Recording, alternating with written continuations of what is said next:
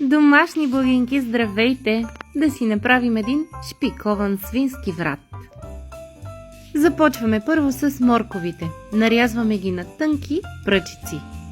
След което обелваме една глава чесан. Както и една глава лук. Като лука нарязваме по-наедро. И последно 2 стръка целина, които също правим на пръчици. Подсушаваме месото и с нож започваме да правим разрези. Като във всеки разрез редуваме морков, чесън, лук.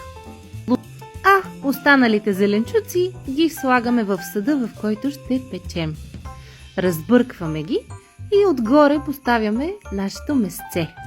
И на месцето да му направим една компания. Приятна, с червено вино, горчица, соев сос, сол, пипер, червен пипер също. Също така добавям черен пипер, чесън на прах, както и малко магданоз. Разбъркваме много добре и заливаме нашето вратле.